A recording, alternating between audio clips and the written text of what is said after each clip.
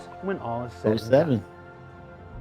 But this looks epic, though. I mean, and you would think that this is probably something that's going to be in Squadron 42 when you I can imagine this when you first open up the story of Squadron 42 and you're going to your capital ship where you're assigned, right? And you see the docking collar come into play, and you're walking through, and you have your bag of stuff with you, your belongings, and you're walking the corridor, and people walking past you and introducing or talking to you, the NPC. So that will be so damn cool, man. Can become a rich and cinematic experience when all Looking is said forward to and done. this. Probably this is one of my favorite things of this episode of Inside Star Citizen. Plus the fog, I like the fog bit too, but this too, especially with the view and everything, the demo they're showing us. Yeah, I can't wait for that. Expanding out from an existing But you know what? while validating the On a whole, differences that are being discussed. does this speak to the narrative of when they first brought this concept Cloud Imperium games being more transparent? Because there was no indication of this tech at all, right? And then it's like, okay, it's not finished yet, but let's take a look at what we're doing, guys. Well, we know that they've talked about it, and this is something that they have to have in game for the persistent universe. So we didn't know it was coming this soon, but we know it's on its way sometime. Exactly. The point is, usually they'll wait until the latest stages when it's like ready to come out. When they go into combat, they're still working on building this. a game of Star Citizen size and scope. It's not enough to make tech that just looks better. You need systems that make work faster to go with them.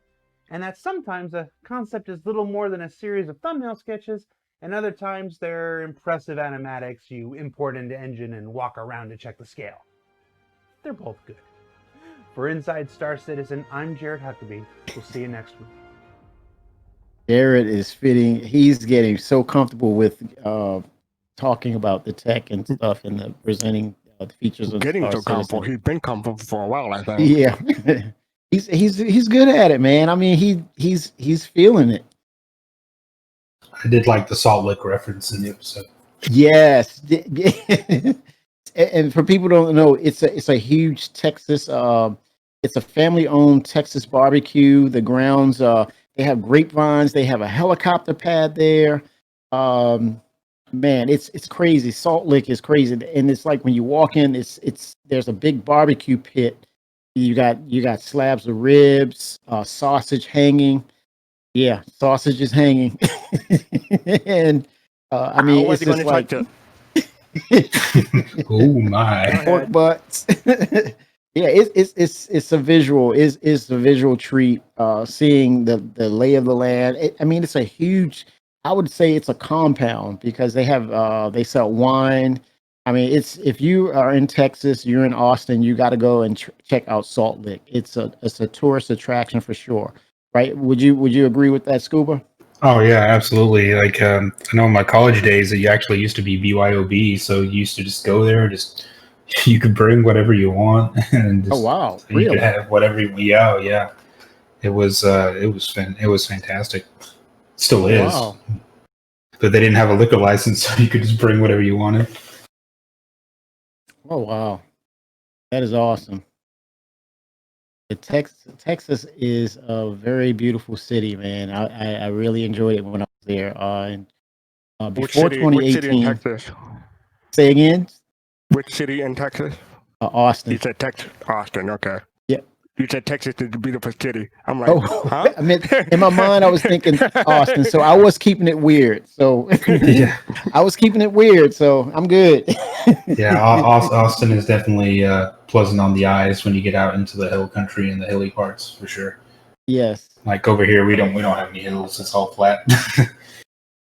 So next time the Citizen Con is in Austin, you're treating me to Salt Lake, right, Kimmy? Oh, you got it, man. It's done. It's live on air, so we can't take it back now. So it's going to happen. Oh, I got you. Clip it. Clip it. Hey, remember that time you said you played Salt Lake? Go to clip. Yep. He got me. I'm in.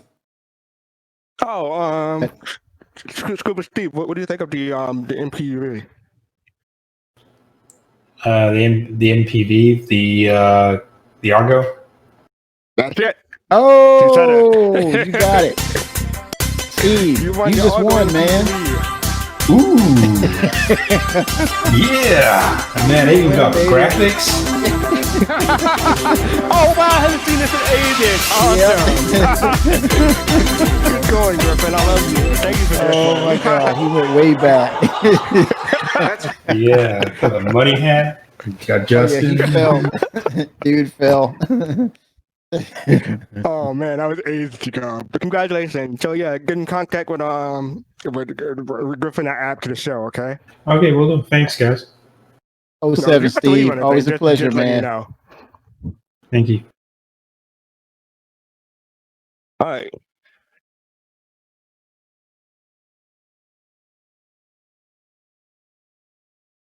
All right, man. We're gonna dial on in, and we're gonna head into Star Citizen Live and take a little gander at that and see what's up with those boys on that development side. Some good stuff coming up. We're gonna cue that one up. Hi, everybody. Welcome to another episode of Star Citizen Live Game Dev. Let there be light. I'm your host, Jared Huckabee. And if you've never seen Star Citizen Live before, that's where we take about an hour out of our Fridays at the end of our week, and we goof off. Sometimes we answer some questions. Sometimes we review some process. Sometimes we sit down with one of our developers, and we let them take us on a guided tour of their work. And when that happens, we call those episodes our game dev episodes, and that's what we're doing this week. Joining us on the show this week is an esteemed guest from our lighting team, Mr. Chris Campbell. Chris, how you doing? Hey, good, thanks, Jared. How are you this morning? Good. I'm all right. Thank you for agreeing to take the time out of your of everyone's busy schedule as we're heading into the final furlough of Alpha 3.1 here. Sure. I know, or 3.1.1. I did it. 3.1 takes me back. Yeah. Do I look like I know what year it is? It's time is 2018. We're as we're approaching 3.11. What are we doing today? You are of course a what is it? Lead lighting? Yeah, I'm the lead lighting artist for the Persistent Universe. All right. And what are we doing today? So I just thought we would do like a quick kind of relight-ish of a surface outpost on Hurston. Okay, and the purpose of this is to kind of show us a little bit about your process, what goes into it. You know, we've had a lot of talks offline. Lighting is one of the lighting and sound are two of my little pet projects with game development, because I think there's a lot of misconceptions out there about what goes into it, what makes good or effective lighting and stuff like that. So we're gonna explore some of that process today. Yep. If you want. You're the driver, I'm the passenger today, so you can start your screen share, and we'll just jump right into it. Okay. Share that there. All right. So yeah, I mean, I'll try and keep some of the boring technicalities out of it and focus on kind of making something cool and yeah, just going through kind of my process of exploring a space and kind of figuring out something to do with it. So yeah, I've basically got this. This little habitation outpost, which I've put on Hurston. I've got access to the sun, time of day, so I can quickly and easily change the time of day, which is going to be useful. But of course, everyone loves a good sunset, so we can start off there, I think. Does it ever make you just feel powerful, just being able to grab the sun like that and just be like, oh, I wish I could do that in real life. Just make it sunset all day long. Right. So yeah, just to start with, this is kind of what everyone should already know from the insides of these habitation units. And so what I've done is I've done like a kind of very rough, quick redressing pass, mostly just because without it, you know, the lighting's very functional. It's all kind of built into the structure, and while there's a lot you can do when you're kind of building a space like this, you can kind of design the lighting to fit in nice and neatly. But since we're going to go a little bit crazy, having a bit more freedom and a little bit more places and locations where we can kind of throw lights and cast weird shadows and stuff like that. Yeah, this is going to be a good starting point.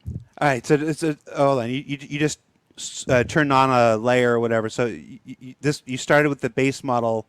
Rayari Hab, And then before the stream here, you've spent some time redressing this. Yes, yeah, exactly. It's maybe a little bit of cheating, but I don't think anyone wants to watch me do horrible environment art dressing work. I'll leave that to the pros in that department. I was going to say, has this been validated by the environment art team? Yeah, no. Did they know you're going rogue here? Apologies to Ian for destroying his hab here. Okay. Cool. So I'll turn off what's already there, and we'll kind of kick it off from there. So that's the old light's now gone. What I will do is I'll keep all the cube maps, because I think, again, that's kind of, I mean, it's a very critical part of the job, is kind of laying out cube maps for the best ambient lighting, but no one wants to watch me do that for an hour as well. So I'll use the existing cube maps. Well, let's go ahead and talk a little bit about what a cube map is, though, because a cube map is incredibly important to lighting in the Lumberyard engine. So yes, just introduce us to the concept of cube maps. Yeah, sure. So the cube map is, or the environment probe is kind of the absolute fundamental part of our lighting kind of workflow. So without it, we've just got basically a pitch black interior. It's pitch black because it's all interior and hidden away using vis areas and stuff, which basically means that you start from absolutely zero lighting. And what an environment probe does is you kind of place a kind of like an area of effect. In this case, these are all kind of cubes and with a little bit of softness on them. And what they do is they capture what's called a cube map, which is just like a texture which is captured from, like, imagine that each one of these has like a little camera pointed in all 6 directions of the cube. It takes a screenshot and then reprojects that ambient light into all 4 directions. So the more that you have, theoretically, the more detail you can get in your ambient lighting. These are generally approximations. So, I mean, for example, like on this side of this bed over here, it's actually receiving the light from this cube map. So if I turn that one off, then it gets more lighting Stuff from like this this cube is map. why I love back in the project, because you wouldn't get this kind of stuff from any other no, I'm sorry. Chat, I want you to say that I see your puns, and they are sustaining me. Keep them going.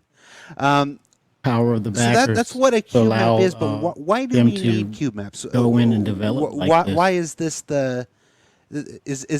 why are cube maps necessary? Well, without them, and unfortunately still not having any kind of ray tracing or something like that, you need ambient lighting. Ray tracing, winner. A long time ago, you would just have kind of a consistent ambient value, which would be like some kind of gray or blue or taken from the sky color, so I don't know, some kind of orange, and that would just be projected throughout the entire world in kind of a uniform way. As well, so.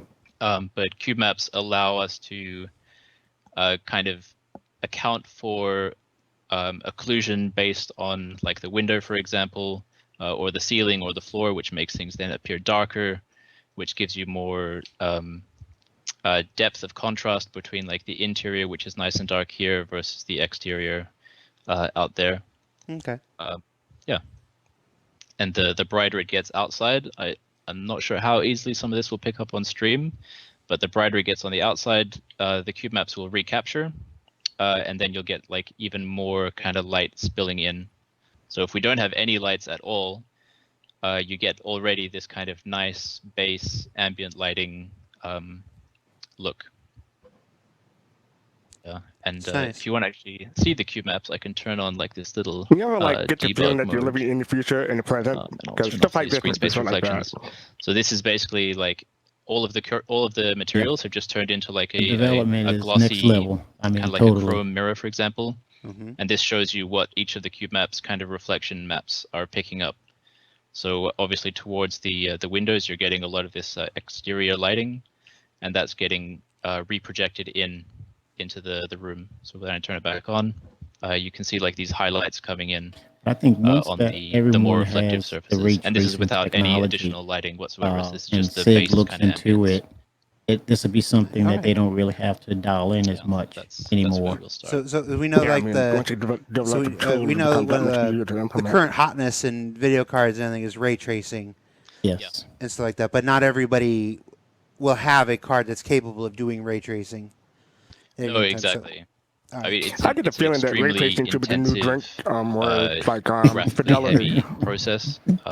Or drug. And I think it's still a ways out for a lot of game development, but obviously something that we want to explore at some point for sure. Oh yeah. Only we'll have a couple unique challenges. We'll have to figure out how it works with a 360-degree fully realized planet and exactly all that stuff. So we'll have some challenges. Maybe some other folks may not, but it's definitely something that we intend to pursue. Yeah, exactly. But in the meantime, environment probes. In the meantime, we've got cube maps and environment probes, and that's good enough for like kind of 95% of cases. Cool. So, yeah. Right. So I apologize for derailing you. No, that's totally fine. What about the other 5%? Derail away. Okay, so I find the topic very illuminating. I totally stole that from chat. Yeah, so I mean, I don't know. I don't know if it's probably just me, but I already really like looking at scenes where there's no lighting and it's basically just simulations of the exterior lighting kind of bouncing around in an interior. I always think that looks really cool. You get lots of nice reflections and stuff like that. So you'll have to forgive me if I might noodle around a bit and just kind of look at certain angles. But that's also kind of part of the lighting process is like finding good kind of, I guess what we would call like screenshot moments, where you find like a nice kind of framing with like some nice dark spots, some nice lighting spots, and then we can kind of build from there. So like, like here for example, get some nice spill through here. It's getting a little bit dark over there, and so maybe we can start adding some light back there and just see what happens. Yeah, by all means, you do you. Alrighty. You just tell us what you're doing. All right, I'm gonna add a light. There we go, and we're done. So that's lighting for you. Obviously, just adding in a light by default just gives me a nice kind of white, very boring light by itself. But obviously, you want to see what you're doing. So I mean, a lot of people may notice where some of these props come from. When I was building this dressing, I was kind of thinking it's maybe some guy who works in Lorville, and he's kind of a little bit fed up of the Hurstons, and he's maybe stolen some stuff from Lorville, and he's brought it out to his little drug stash. He stole some pictures of. He stole pictures of the people that he hates and hung them on his wall. He broke in there, and then he wants to, graffiti them up a little bit. All right. Again, apologies to the environment art team. Hey, no, we're just learning more about you than anything else. Yeah, right. All right, so I'm gonna start with maybe like these props already have some light fixtures built into them. So I think what could be cool to start with is just like some little kind of dim, I don't know, lighting or information over here, just to make it a little bit less flat. I'm gonna turn this guy on. Let's start with a nice dim kind of intensity. I'm going to link the light to the picture frame, which then so each asset or material can have like a glow assigned to it, and that can sometimes be controlled by a light source once we link it to it. And then let's make this a projector light, and we'll give it just a simple kind of projection. Widen it up a little bit, and we're off to our start. So that's kind of cool. It's almost a little bit horror movie-esque, like kind of the pictures following you along the wall.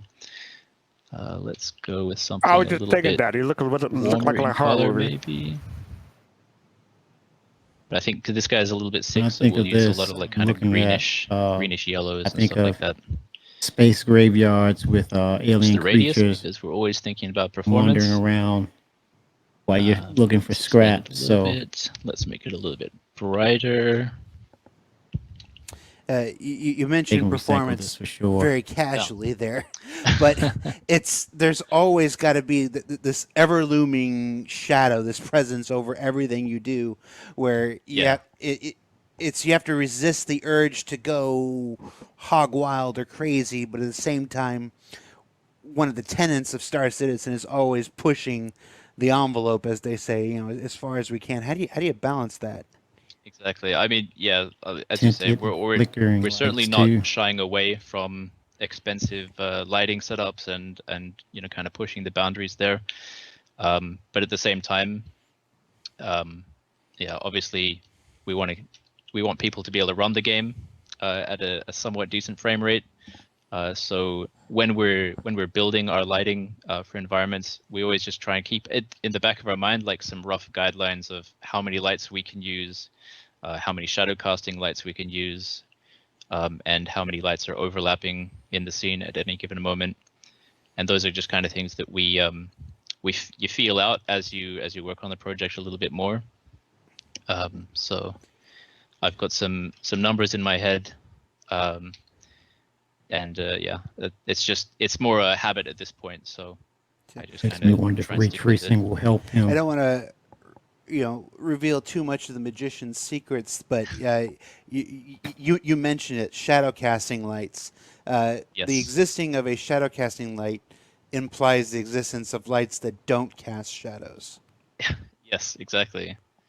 So for example, I mean, especially for demonstration purposes, we want it to look as good as possible. So I'm turning on shadows quite often, but probably I guess like 80% of the lights that we're placing generally don't cast shadows. And the basic kind of thought process there is that if it's some kind of ambient light, or it's just kind of acting as a fill for the environment, you don't always need to have shadows turned on. So like, for example, let's say that this was quite bright. Let's make it a little bit brighter. And this is again like kind of one of those things where when you don't have ray tracing and the kind of methods that offline renderers use, you have to kind of fake a lot of things. So in this example, like there's no bounce light coming from this light here hitting the floor and then like shining back up. Ray tracing is definitely a if I turn it off buzzword. and on, there's no difference in this part of the frame. Right. So what we'll do sometimes is we'll add like a kind of a bounce light or a fill kind of light. That would not have occurred to me. Like I would have thought like all light cast shadow was just a matter of intensity. So it's a bit softer. I'm kind of thinking that I want the light source to be I didn't realize about it as big had that much weight as far as tech debt. the cone of this light hitting this pile of dirty laundry on the floor. So I'll bring that down to about there. And then lighting is pretty much all about ratios. So it's all about how bright is your key light, and then how bright are the subsequent bounce and fill lights and that kind of stuff to create contrast in your scene. So right now this fill light is just way too bright. So I'd bring that way down, and even more than that, probably even more than that. And so now it's very subtle, but it just adds a little bit of that kind of greenish light kind of bouncing up into the ceiling and against these areas. And this light, because it's so subtle in the grand scheme of things, it doesn't need shadow casting, to go back to your initial point. So key lights, shadow casting; fill lights, no shadow casting. It's always a hard balance because in an ideal situation, of course, every single light would be shadow casting, and ray tracing would be on everything, and obviously you want to push these things as far as possible, but the performance is and optimization is such an important consideration these days. You always, yes, you take it to the point of looking awesome, and then you often have to scale it back by degrees to get to the point where it's performative. Yeah, exactly. I mean, obviously we try and replicate the real world as much as possible, and in the real world, I'm not sure I've heard of a light source that doesn't cast shadows. That would be interesting. So that's obviously the goal, but then the realities of kind of computer graphics tends to get in the way of that sometimes. All right. Technology hasn't caught up yet. So Yeah, I'm basically just like kind of putting in whatever I feel is going to kind of help the scene. So one thing that I like to always try and add is a little bit of movement in the lighting. That also, it helps, especially in our engine. Like a lot of other engines use baked lighting, which then tends to be very static. And once it's baked, that's kind of how it looks. But our engine is Shaw, and always has 5010, been thanks like for the purely follow. dynamic. The only you. thing that is baked would be kind of these cube maps, and even then we update and refresh those every now and then. So it's always nice to make the most out of that those dynamic lights by making them move around or adding a little bit of extra animation and stuff like that to kind of help it out. Right. You're talking about the recently updated runtime probes. Yes, yeah, exactly. So all of these probes are set to be runtime, so I'm not manually rebaking them. But I do sometimes I'll just select them all and then kind of hit refresh to force them to update in case they're not updating fast enough for my tastes. Yeah. So I'm gonna create another light. From the chat, what is the exposure control in a scene? If you brighten it up a few stops, does it change the scene much? Do we control exposure? We from it on an artist perspective, we don't control the exposure itself directly. We control the exposure through how bright we make our lighting. And in the background, we have this kind of auto exposure system, which has like a maximum brightness range and a darkness range, and then it kind of tries to strike a balance. I think they can get away with. So I've got these buttons up here, which will let me kind of force the exposure to a certain. Not so much kind of with like an the f-stop, but it's persistent actually universe. an EV value and an exposure value. So like this, for example, I've got it locked to an EV of 10, which works fine, kind of outside. And then once you get inside, the darker areas start getting really, really dark, almost pitch black. And so without it, the auto exposure can kind of kick in and then lift those areas. And that's kind of how you get like kind of blown out outdoors.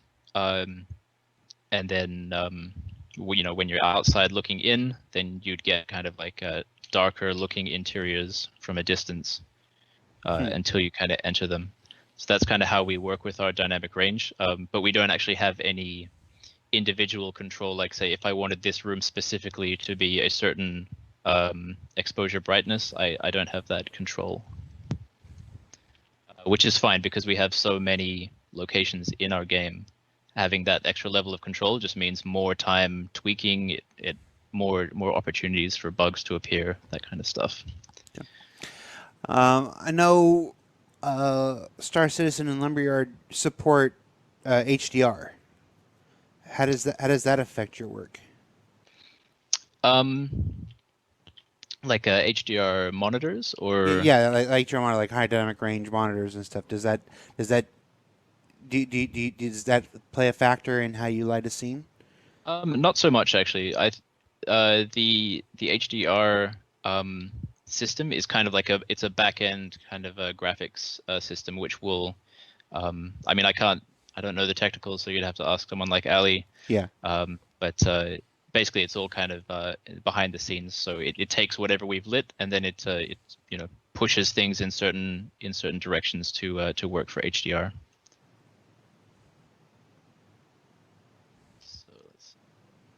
So I mean, another kind of thing that I do when I am lighting a scene is, I mean, one of the kind of things that that Ian really likes as our environment art director is he likes lots of like kind of low angle glancing lights, and this comes from a lot of the art direction of our game comes from Roger Deakins and James Cameron. Like Aliens and that kind of stuff, kind of 80s, 90s sci-fi movies. Mm-hmm. And in cinematics and movies, you've always got very low lights. You've always got lots of like specular highlights and stuff like that. And so sometimes when I'm looking to start lighting a scene, I'll just kind of place a light and just kind of look around for, again, kind of looking for those moments where I can see like, maybe I really like how the light pings off this this locker here. and gives me a nice hotspot down there.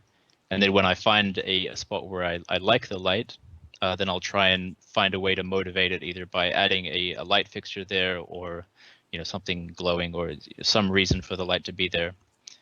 Because generally we want to minimize how many lights just exist in the world but don't actually have a source. Right. I was actually going to be my next question. We started this by start working with one of the lights that were already there in the scene, with the light that was embedded at the top of the picture frame. But yeah, as you work and as you go through, my next question was, how many times do you have to go back to the environment artist or the prop artist and ask for a light here or there, so that you can motivate your design decisions? Yeah, that's usually something that we try and do as early in the process as possible. So like the environment art team will block out a location, and then we'll come in and set up our cube maps and all the kind of technical basics, and at the same time try and think about where we want our key lights to come from, and if we need to request any changes to the geometry or the layout to accompany that, then that's usually the best time to do it. Because later on, when art starts getting final, it gets a little tight to request these kinds of changes. Right. So I kind of like where this light is here. I'm going to give it a light fixture, and I'm just going to fly down to. I've kind of got an asset zoo under the planet of all of the lighting fixtures that we tend to use in the game. This actually exists under the planets in the Precision universe too, guys. If you can find it. If you fall through the planet at the right place, you can find our asset zoos. Exactly. So this is a guy I like to use often. So I'll basically just. I'm kidding about that. Don't tell Ian I said that. Yeah, this absolutely does not. It remind me like you fall to a planet and you saw it and just in the middle of the planet. Did you tell people we left lights under the planet? I forgot where that was. Here we go, and now I've got it. Sometimes when I land a ship on the planet and I go to external view and I rotate, I can see under the ship. I'm like, oh. There we go. That's not to say sometimes there's not something left under the planet on accident. That has happened. That does happen, or sometimes that does happen sometimes. Spawn completely unintentionally where they shouldn't spawn. Yeah. That happens in almost every video game. You just find a random asset somewhere where it's not supposed to be, and it's like, oops. Yeah, but that's the lighting is going to be so important to this game. I mean, space itself, it needs lighting, ambient light, to make it interesting. So yeah, I mean, one other thing, like why I'm in this this kind of debug view, as a lighting artist, you're often working in extremely dark locations, and if you're trying to, when you think of it would be like in real life trying to like put a light source and the while sun, you're staring directly at it, the sun out where it goes against at the wall. times pierce through the clouds, I depending just on turn what on type this, of cloud it is, right? This debug that just removes all lighting information and just shows me the albedo textures, and then I can see where I want to actually place my light source. Do you know what albedo means?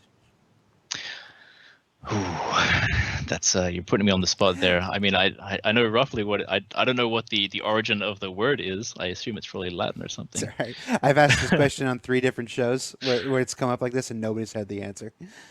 So it's just a curiosity. I know, but I'm not going to tell you. Oh, okay, right. I mean, it's the albedo itself is like the. So what is the answer, Jared? It's like an index for how much light as a material reflects from its surface. All right, there you go. But the word itself, I don't know. Alrighty, so we've got this guy, and again, like it's very dark back up in the corners, and you'd expect some level of bounce, I think, having this hit down here. So I'm gonna go ahead and just add a simple kind of bounce light and see where we go with that. And a lot of lighting just ends up being quite a bit of like trial and error and just figuring stuff out. The more you do it, then you kind of get a feeling for what is more likely to work than not. But there's still a lot of kind of exploration that goes into it. So there we go. So now we've got like some nice kind of highlights up here, filling out the room a little bit more. Without it, it's a little bit too contrasty. Then yeah, it's always good I think this idea to segues remember into to the like refresh homesteads the as probes, because well, they the will. ambient light in your The more light you homestead. add, the more light gets picked up by the probes, and then once the probes get recalculated, the scene gets brighter, and then maybe that's too bright, and then you have to kind of balance No the way I want to lighting live back in a and place forth. this dark. It's a lot of balancing acts, Mhm. but it actually looks kind of cool from this. The lighting is going to be side as really well. key to your homestead. You know, you want to be in it. Earlier You in the want to show, be. you You're going said to be you had in it some for a lot numbers of in your head. time. When Yeah. we were to talking get about persistence. performance. Is So there this anything lighting you can is so share? Those are key the questions that was coming from the chat. to a lot of Was different asking if you aspects had of a the game. percentage quotient that you aim for when doing something like this. Sure. I mean, in terms of lights that we have on screen, our general rule of thumb is to keep it around, or not around, but under like 280 lights on screen at any given moment. And you may think that that's like a lot, and how would you ever get to that kind of number? But I mean, especially in a sci-fi game, almost all light sources are man-made light sources. And you've got spaceships which will have lights built into them, and you've got players running around with their flashlights, and all of these kind of things add up to that total. So we hit that limit frequently, and we hit it hard. So I'm gonna counteract the blue from this light. I'm just gonna make global this persistence one a warmer color to break instead. that up, partition that up. If I was coming in here, I'd want Lighting for planet my side 3 stuff. identical It's going to be on global jumpsuits persistence. to Like he's mentioned, to the be main focus flashlights here. on our person and walking around with lights. Angle it a little and bit our more ships, towards on the suits themselves. And when you said 180 lights, it was 180, right? That's what you said? 280. 280. So when you said 280 lights, that's on screen at any one time. So that's not even like in a scene. It's just wherever a That's person just can look. In this camera frame. So like there could be another 280 lights behind me. But as long as it's only in the frame, then that's kind of good.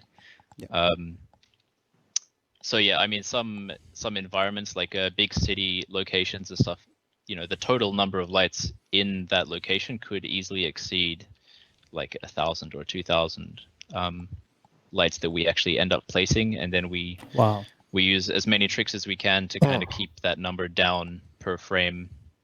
Yeah. So we got those guys. Yeah, they're gonna need. Right, they're gonna need to break all this up. I'm just gonna offer a correction to some things I'm seeing in chat. Service RCX was not answered certain as areas, and they can handle a certain number of this type of tech. It is something that we want to investigate and explore in the future. So there was not a no to ray tracing, as I'm seeing some people in chat regurgitate. It's just on the list, and there are other priorities ahead of it. That's all. Exactly. It's gonna help. I mean, again, I don't want to step on Ali's shoes GPU, too much here, man. but you know, before we even start talking about ray tracing, we have to get the Gen 12 renderer up and running, and that's kind of the main priority, I think, for the graphics team. Yep. Just like all things in game development, priorities. You can't. Fortunately, we can't to work on everything. optimization and even better ambient light for environments. Trying to find something else to use here. Thinking of something for his desk, so I want like a. You can't work on everything at the same time. I'm saying, desk light, 1,000 employees, maybe you can. You're at 550 now, right? They're 500 plus for sure. Yep, 550 plus. The job is, and they're looking for more. Yes, they are fastcart. I'm gonna improvise a little bit. I'm sure there's some props artist that's like, I've Especially made engineers. 300 different light fixtures. Software engineers. Yeah, but if they don't tell us that they made it, then probably go work for them. Then I don't know it exists. I don't know, man. I don't think they'll pay me enough. Right in here, that's a bit of a worry. Let's not use him. You get to live in Austin.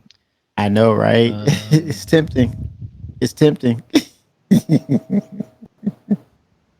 do we keep the? Oh, this kind of looks like a desk light. Let's use that. But yeah, we certainly have I'll be able to say I knew Kimmy before he became he hit the big times. It'd be very daunting trying to look through the big times. Something. Coming a CIG developer. in here. There we go. I'm just going to create a I'd new be light. lost.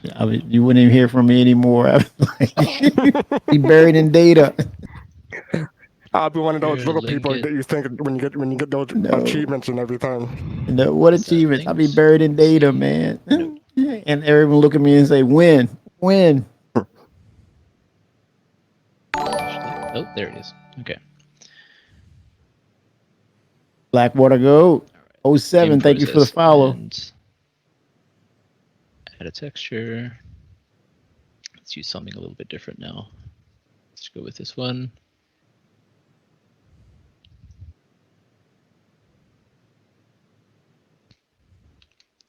Link it here.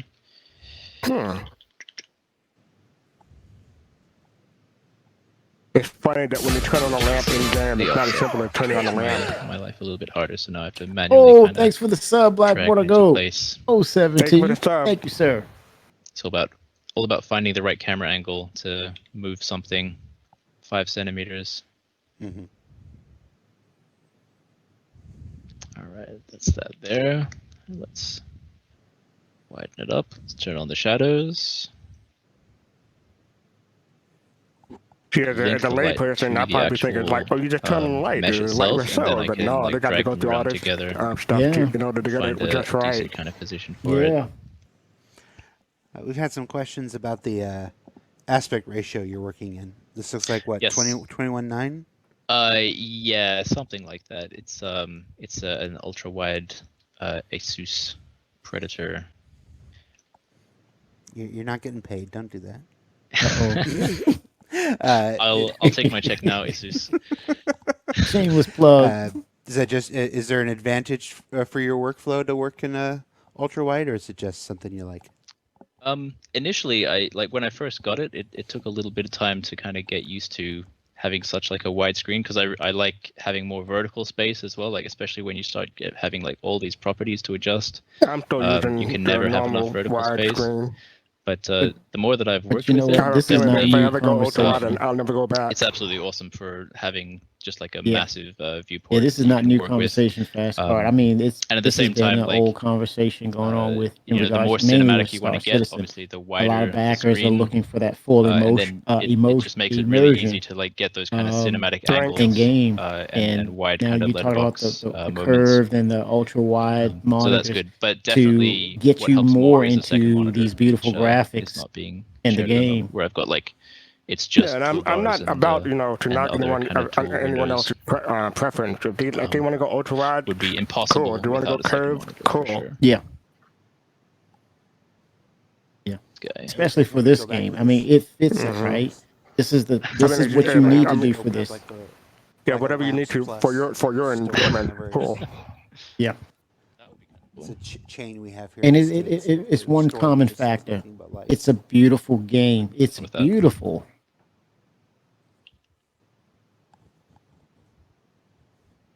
At least they did in the 80s and early 90s. I don't know. if they're Admiral. still around anymore. Yeah, Admiral Kusanagi, how you doing? Hey, Lamps Plus, if you're still around, where's my check? Hey, how's it going? All right, sir. Doing all right. What are you up to? Right now, just watching you guys. This What would, you know good, as the growing up used to say. could be a good excuse Well, you know, to actually I'll use one talk of our about this, planar you lights. 4K and So we 8K. do have, just, I was just on a look at some planar / widescreen area lights in the engine. monitors to figure They're out what the more difference is expensive and than try to normal figure lights, that so out we can't technically, use 'cause I'm too many of them. a little bit of a They're also novice in they that don't department. cast area shadows, Okay. which is So a bit of a limitation. it so stems from we your. try to It's only going to. use them in Oh, thanks for the in follow. areas Original where, overkill. it would be really Thanks for the noticeable follow. if the specular highlight Admiral, it's wasn't going to the stem shape from of your the light build, fixture itself. your PC build. It's going to come from that, and then from there, See if you're if talking about makes sense for this spot here. how do you want to look at Star I'm gonna turn Citizen? off I the mean, shadows, are 'cause you can gonna see you start are you getting gonna like some really weird as I was artifacts. saying in chat earlier, the way they designed this game and Let's the turn that guy perfect off. way to see it visually, and this is just my opinion, is in That's 4K, kind of cool right? because now the reflection And kind with of the matches advent up of the with 3000 series the cards, light source especially itself. with the 3080, looking at that price point, when you compare it with the 2080 Ti, with a joke about the light being which was what, $1,299 or $1,200. Can make it nice. We're talking about too much. Yeah, you're talking about under $1,000 for this car, and it can pretty much do 100 frames per second in 4K. And so, with that said, now you're talking about depending on your gameplay or how you play, Admiral. Are you a FPS type of player? Then you need that type of monitor that's going to accentuate that type of gameplay of FPS. Then also you may want to look at, okay, I'm all about the visuals of 4K. Now you're looking at the advent of these newer monitors that can give you 120 hertz and higher in 4K. But then there's a price point you're talking about, and so it's gonna eventually stem from how your system is built, and then it's gonna translate on. You want the game mechanics to play to your advantage if you're an FPSer, or are you into the visual aspects of Star Citizen? I think that's the three key components or avenues where you have to look at it and say, how do I approach the game in that aspect? What else are we gonna do? I think so. I'm going to say also you have to worry about whether or not, if gaming is not going to be your main thing, if you're going to be productivity, you have to worry about how your monitor looks when you're just doing like or maybe like video editing or picture editing and stuff like that. So gaming is an important aspect, but normal productivity stuff is an aspect here when it comes to monitor. I can do like maybe so one I'm just, of those when shows, and here's I don't know, I have like a kind of moments. I've got 2 monitors up and whatnot right now, and I have a 2070 Super. But I know that maybe that's I only have we can spend a bit of time a 6700K CPU at the moment, character lighting on i7 this guy here. So I know that if I upgraded that, very untrustworthy. I'm not going to say tomorrow whenever it came out because I just bought the 2070. Right. But I would have to look into, will I buy a 33 series card if my monitor can't support it? So that's an added cost I think people need to realize. You have to do your research, so I'm starting my research tonight. So there's a lot of things here that should not be. So, Admiral, so how do you approach Star Citizen? And then, as you didn't answer also what fastcart was asking, are you doing the video editing? Again, I'll say no. I don't do video editing. Although I got into some free software, I was thinking about maybe getting some Photoshop, stuff like that. I dabbled in like a commercial for the org originally, but I lost that data and I was turned off by it.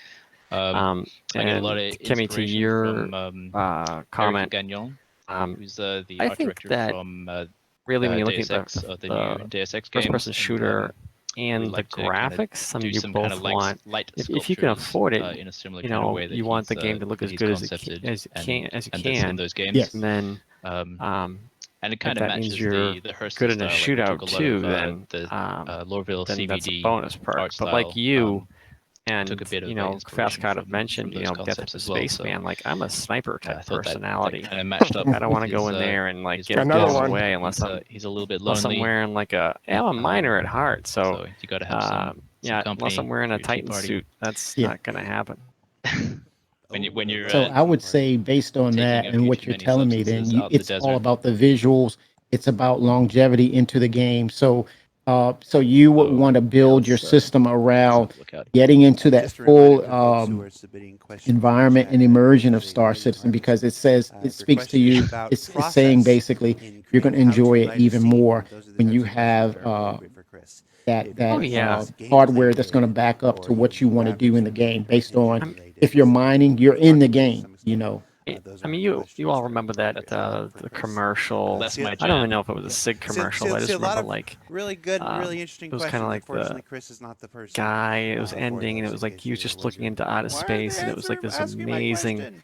I'd love to answer it. Like pink kind of atmosphere, like as it turned to dusk. And it was like, and that was years ago. It's just like, oh my god. It looked amazing, right?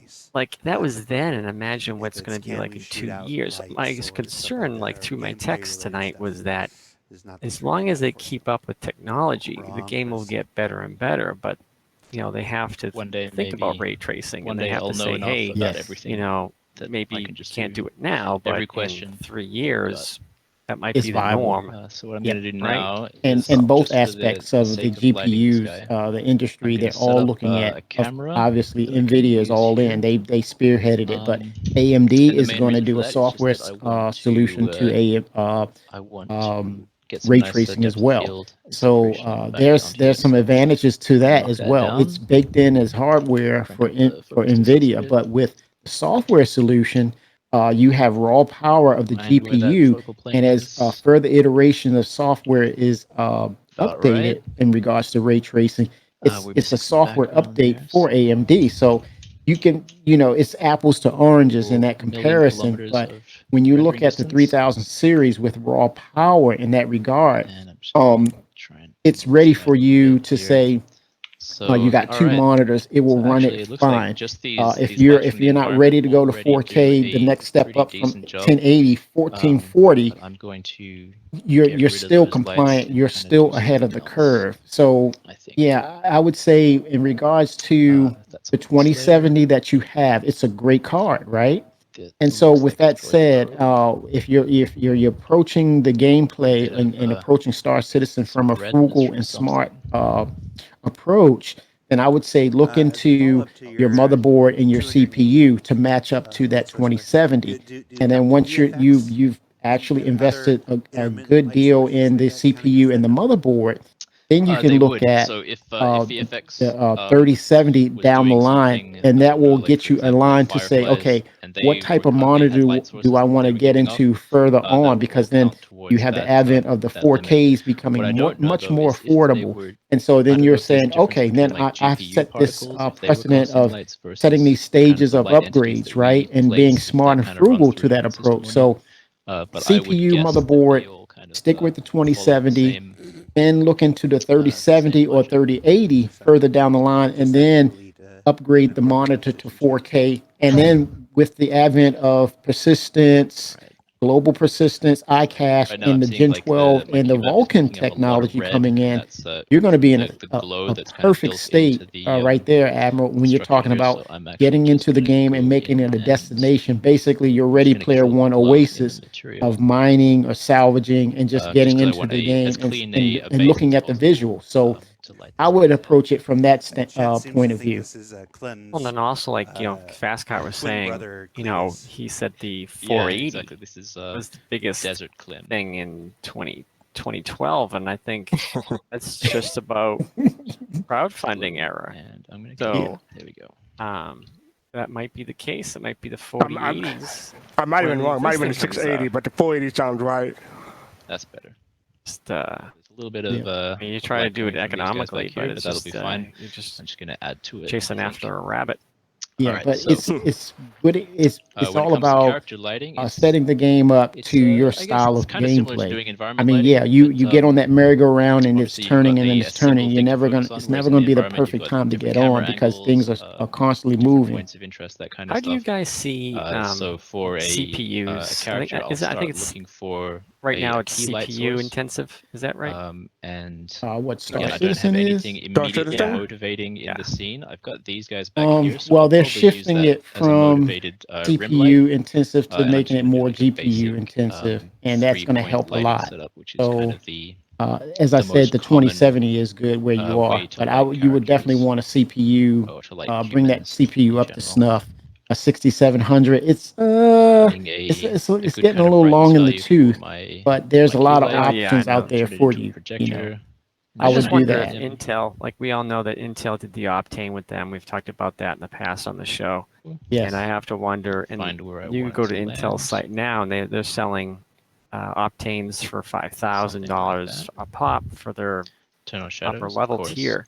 So if Star Citizen helped them get going with that, I wonder if they're actually doing stuff in the back end as well to move it around a little bit. Testing with Star Citizen or RSI, kind of cool. And hopefully they can help us out in the future again. For the real Clim, yes, SSD is definitely the way to go with Star Citizen, and it's going to only get better when they start using the new tech. So I'll do something a little bit similar. Do either of you have an Optane drive? I do. For some I do. lighting. So you do. Yes, Yeah, I have the PCI version and the M2 version. especially for character. And And you got the saber. When you had it there and it was Did you say see that a again? difference between a regular? Did you see a difference between a regular SSD and that card? Off-putting, but now I did play the game with the really I had the easily. Samsungs and I had them in a RAID configuration. It's not much difference. Well, Nice kind of it's a slight difference. In other words, it's playable. It's very playable because I was running an i7 7700 So is it interesting on kind the of two Samsungs 840s. Sometimes you got to be careful because and it was a the more 1080 saturated Ti, you and get, it you can worked really start fine. making I was human running, of skin course, I was really running 1080p, sick right? and, But it runs and fine. dead. Loading times, you notice that, but yeah, it's a difference with your SSDs. Mandy, that would be kind of cool. The Optane is premium, right? It's a few seconds. It's not a dramatic difference. I think where your speed is going to come in is with the CPU and the GPU working in concert with each other. Definitely, I would not do it with a mechanical drive. Yeah. Oh, right. Yeah. That's a given. All right, and now I'm gonna add an So, when do you think you're going to be putting this PC, or if you decide to build a new PC, when you think you'll be ready for Star Citizen? Screen. If the lights That's a big one, themselves aren't fastcart. enough, then you just kind of When's the next Boston Bar Citizen? Because that should be on the. Was it one of the in this giveaways case, I'm there? not A gonna new use CPU? Right. Hey, this way, gotta say the you magic never know word. when that's going to be. With our lights, if we want to. Hey, that'd be a good use like prize. a gel, which would just be any kind of Nice saturated CPU RGB or nice color. motherboard. Obviously, you can find the right colors So in there, but it's a bit more difficult. what would be your first We step, also have, like, Admiral, proper as light far as your temperatures from, upgrading? like, First 1000 step. to 15K range. I have looked at them. Oh God. I'm gonna match these guys out there. Them they and about 35K. I think it was the 10 series, the i9 10 series. Okay. So that's the rim light portion. We'll just keep it there for and then time's sake. I forget and then which just add a motherboard I fill. was looking at, but the I'm a little confused, Again, like honestly, with ratios, the it's so triple easy slot, to just like for the completely 2090 out of 3090. I'm not exactly sure what those look like.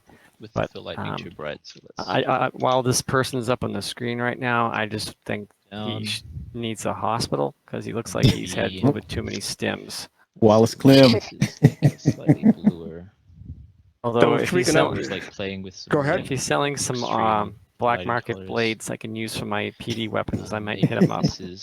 He's only dealing widow, man. From the sky. He needs to stop using the product. He's a bad salesman. Yeah, he's not making any kind of money. No, he's speaking of the video, what do you think of the ISC, the Star Citizen Live so far? This actually, I enjoyed it. Like the lighting they were showing in there. It was funny because there was a part when they go inside and they have these like strip lighting, like kind of like long poles over like a computer monitor or whatnot. I'm like, I need that in my house. That would be like awesome. Yeah, like, you and me both. Are they pulling this from a magazine? I'm unsure where they're getting this information. So it's very cool. I mean, they're certainly doing a lot of work. Yeah, the lighting is superb. I just hope they keep it up, and there's no technology issues like 3-4 years from now. And I want to see what Squadron 42 looks like. Like, what does the lighting look like in that? Is the lighting here going to be used in Squadron 42? Most likely. This is probably been made for Squadron 42, then going to be ported into Star Citizen.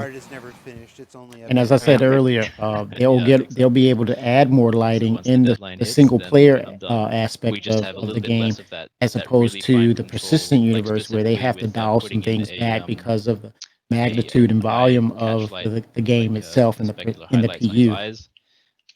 I mean, it would be nice if they said like, we're doing the PU right here after we've tested and figured it out how to do it in Squadron 42. And if they just said that, people are like, ooh, wow, it must be pretty far. Yeah. They don't. No, I think they're so tight. I think they're using the PU as a test bed or whatever works in the PU. You get it into Squadron 42 if it works.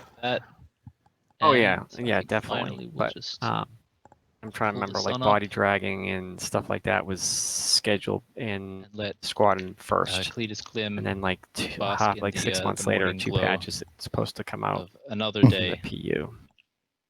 So here we are, waiting for the roadmap. For the roadmap. Yeah, that was the old roadmap. They were doing that. Yep. Well, thank you so much, Chris. I think it looks like the video's ending. Is it ending? Taking us through a bit of your process. It's close. Yes. This is the end of it. Whether it's lighting or props or weapons or characters or whatever. And what do you guys think of it? You can't fit the. I liked it. I enjoyed it. I normally I'm normally a ship person. Like if you show me how you make a ship and stuff like that, I'm all for that. But I found it interesting myself. Can approach this stuff from. So. Yeah, I think lighting is going to go across the whole aspect of the game. It lends to setting the narrative to what the environment is going to be like. It sets the stage and it sets up the emotions to prepare you to what you're getting into. So it's very key. It's Hollywood, right? It's Hollywood tech in itself in the game. Saw how they had the purple background with the tree there a second ago. That made me just think of what if they did something like an Avatar scene when you went by a tree and it was like phosphorescent, like bugs in there, giving it like a pink aura or something crazy like that. Well, the spacecraft is like that, right, Admiral? Which spacecraft? They did the Pyro spacecraft, and it had luminescence. And even in the caves, have you remember the caves, going in the caves, they had fungus, and that was luminescent. Oh, yeah.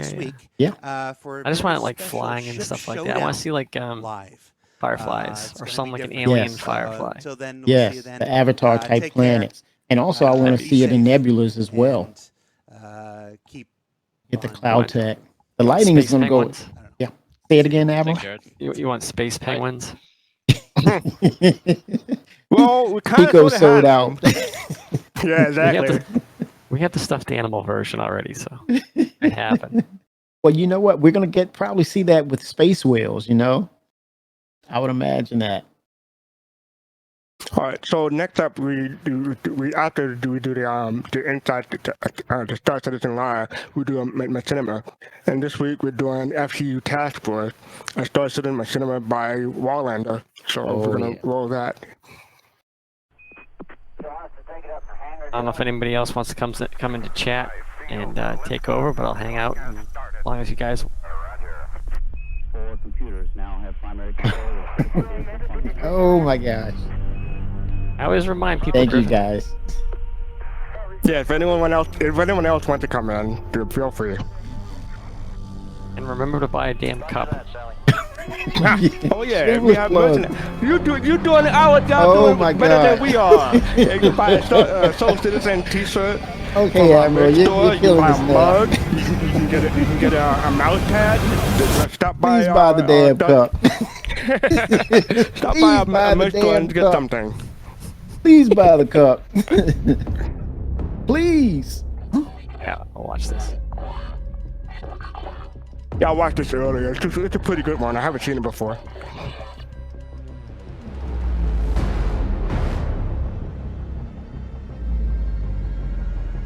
And I don't know what language they're speaking.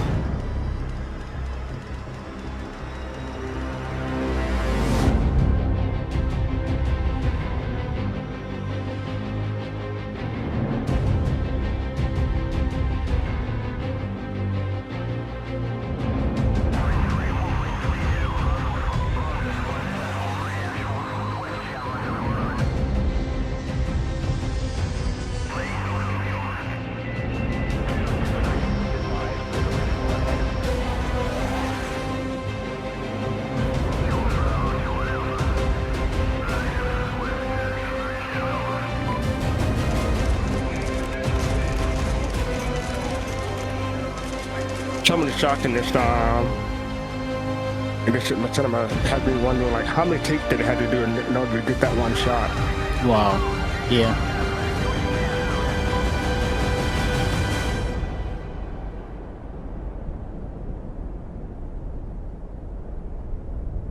Request permission to engage with intent to conduct a smash. Over. Hitman 2-3, this is Hitman 2. What's the status? Over.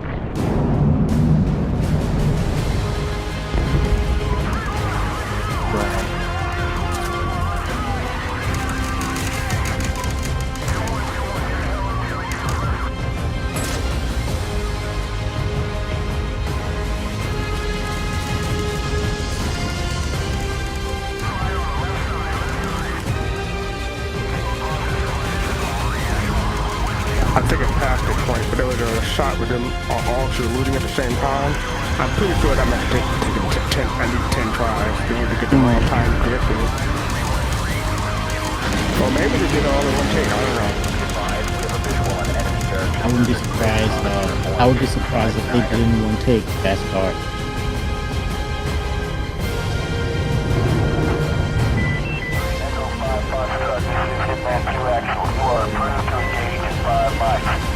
Reminding yourself, this is the game engine itself that you And the way that those two ships were like lined up behind one another, that was pretty good. Yeah. Formation buying is so hard in the game. Yeah. And AI is going to be able to do that, fly in formation. Yeah, but you know these are people controlling those ships, though. Yeah.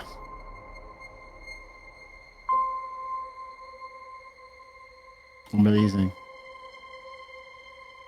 So that was F.C.U. Task Force, Star Citizen and Squadron by Wailander. What do you think, Kimmy? I said, well, what I thought when I looked at it and said, wow, you can actually do this in game. And it's going to probably be orgs and squads that will pull this kind of stuff off. And we, once we get these player counts up, you'll be able to see this on a regular in game. And some of it will be funny to watch as well. Well, I mean, one thing the community is known for is their sense of humor. So, I can guarantee some of it, a lot of it will be funny. Yeah, I agree. It's amazing.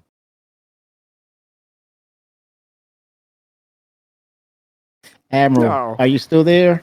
I'm still here, sure. Okay, let's hear what you got to say about it. I mean, we're all enamored. Well, I mean, I thought it was really good. The one part I said, wow, under my breath was when they went out to the fight, well, the bombers in a row. They all went to get into their cockpits. I was like, wow, that's some pretty good editing right there. And yeah, I thought it was really impressive. Although at the end, I was like, you should have just bombed them. Why even waste your manpower to like get into a fight? You just bomb the hell out of them. Yeah. That was my bad. That was my bad, Admiral Kusanagi. You were so quiet. I was all dialed in on this. You thought I was like, he's just here to like, sell cups, and we don't have to talk to him anymore. I think for me, it was just I haven't seen this. I think if I've seen it, I don't remember seeing it. So it's like seeing it for the first time. And I was just caught in the moment how the quality of it was just that good, and I'm just still digesting it. So yeah, I'm like wow. The part when the guy was getting his picture taken by the media or something like that. It's like, what? How'd they do that? Exactly. Like this is my second time seeing it. Like I thought earlier today, and this is my second time seeing it during the show. So I was looking at it from more of a technical aspect, and like the saluting all at one time, and that picture taken and everything, and they had to use the emotes that are in game at the time of making the machinima. So you could tell which emote was used and stuff like that. So yeah, I enjoyed it from a technical and entertainment aspect. I think that camera scene, the flashes, was probably the headlamps, like the helmet, but they might have sped it up. Yes.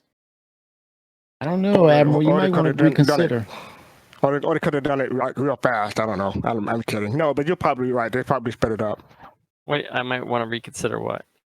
Doing the video, building a rig to do videos is something you have the possibility to do. You know what? I had I had like a 7-minute video from a bunch of SC videos. I think some fan made stuff too.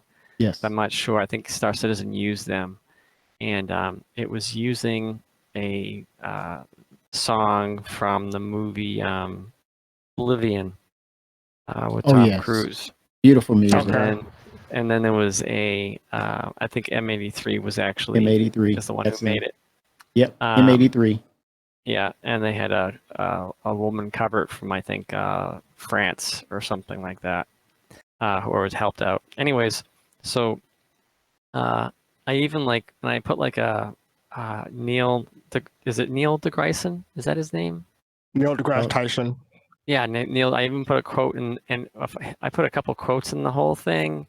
He has like a middle section when that musical piece gets really soft, and it was like going through Allosair. When it was like through the video, it was like kind of pulling back from one of the landing pads, and I had his quote. Oh, it was awesome. And I lost I had like maybe a minute left to go, and I lost the drive. Like physically lost the drive. So I'd do it again, but it would just take me some time because I already know I've already done it. So, but I have a new machine now, so maybe in the future. Do you have a mechanical drive? I was gonna say, make sure you get a NAS, or make sure you get a cloud service or something like that to back it up. It was an old HP laptop, and I think I got like a virus or something like that, and it killed it.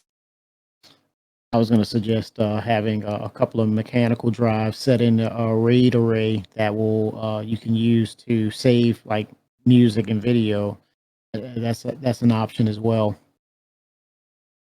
I currently have a Ghost drive for my current computer, I think, but like I didn't have it. I don't think I had it for the other. Okay. Yeah, you might want to think about that. I want to know what Griffin thinks about that video we just watched. Okay. That's fine. Only we can hear Griffin. He's the man in the clouds at the moment. So only we can hear. Nobody else can hear you guys. I apologize. No problem. But thank you for. Yeah, Zelix has it right. What was that? Zelix is a little of a DeGrasse Tyson in y'all life ain't a bad thing, so. That is true. Yeah, I have to agree with that one. But thank you, Admiral Kusanagi, for stopping by, and I want to thank Scuba Steve for stopping by earlier, and congratulate him again for winning the MPUV. But if you want to you want to follow us on social media, go down below and click on social media links. Go to Twitter, SoundCloud, YouTube, all that. And don't forget to follow us here on Twitch also. If you click the bell and everything. And I think that's about it for this week. Any final thoughts on Admiral Kusanagi? Oh no, it was a great show as always, and I appreciate your time, you guys, and effort you guys all put into this. You have a really professional, crew going on here, and I think everybody appreciates the hard work and yeah. Oh, I'll head out so this person can come in. 07 to you, Admiral. Okay, take care. Have a good weekend. Thanks for stopping in. Always a pleasure. No problem. He must have. All right, so that's about it for this week on Friday Night Live. Almost a long show. It went so fast, though, man. Yeah, because most of the time we were watching the show, so yeah, of course it goes fast. But we're gonna read the Pixel Clubhouse. So say hello and say hello to them for us when you get in. And remember, peace, love, and soul. 07. See y'all in the verse.